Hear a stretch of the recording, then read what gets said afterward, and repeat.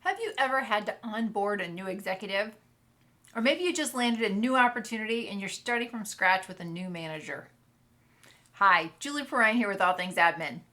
If you work in the admin profession for any period of time, you'll quickly learn that executives come and go. That can be challenging when you've invested so much time in developing a powerful partnership with the executive that you had. But when it comes to partnership development, there is a system that you can follow to onboard new executives, whether they are the new hire or you are.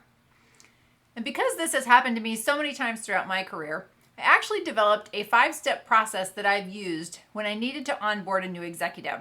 And today I want to share it with you as well. In step 1, I learned as much about my new executive as possible in advance of their start date.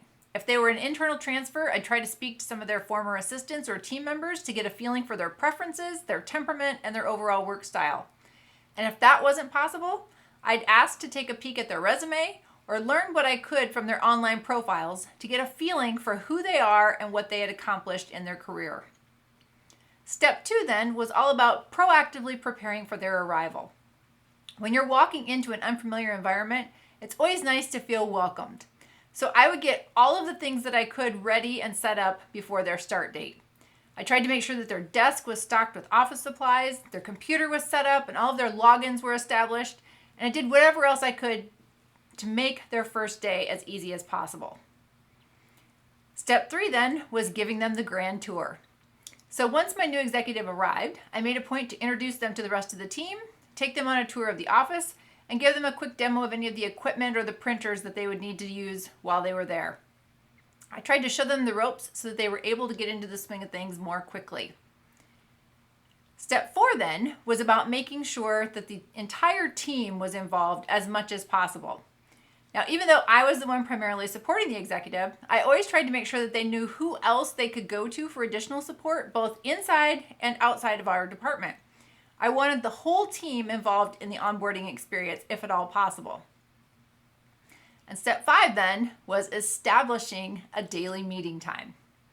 Now, the daily meeting was incredibly important because it helped me and my new executive get on the same page.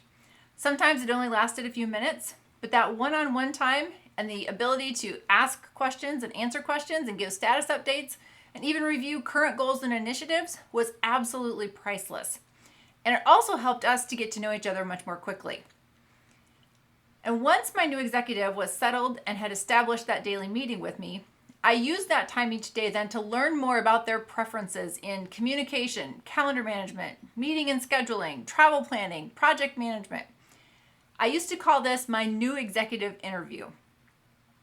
Now, you'll hear me talk a lot about the daily meeting with your executive because it is so crucial to both your success and theirs. And it helps you keep your fingers on the pulse of shifting priorities and important projects. Some days those meetings may take 10 minutes. Other days it may require 30 minutes or more. The key is making sure that you are as organized and prepared as you possibly can be so that you aren't wasting your executive's time, and they then in turn will be more likely to respect and value that daily meeting time also. Now, if you haven't established a good system for the daily meeting yet, start by creating a standard meeting agenda that you follow consistently. And some of those things that you're going to want on that agenda include calendar management, things like daily, weekly, and monthly review items, meeting requests, talking about the priorities, the participants, and the timing of those meetings so that you get the right things on the schedule in the right time frame, meeting preparation, any presentations, research, or logistics that need to be figured out for meetings either on-site or meetings that require travel.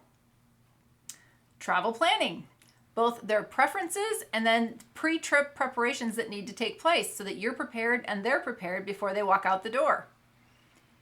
Communications, email, voicemail, memos, letters, all the things that are going on for correspondence back and forth on the various projects and priorities that you're working on.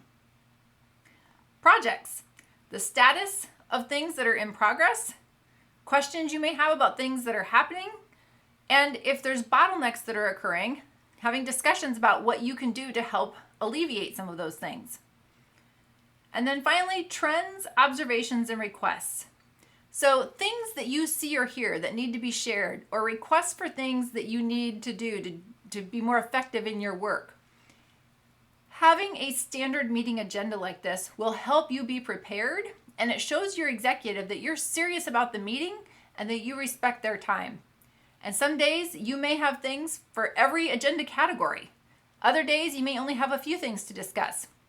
But either way, a good standard agenda keeps you both prepared and confident that everything will get covered because you have a system in place that makes the meetings effective and efficient for both of you.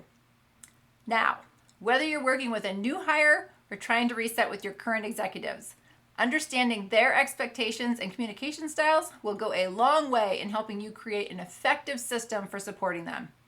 It takes some time and a little give and take, but establishing or strengthening your partnership will be worth it.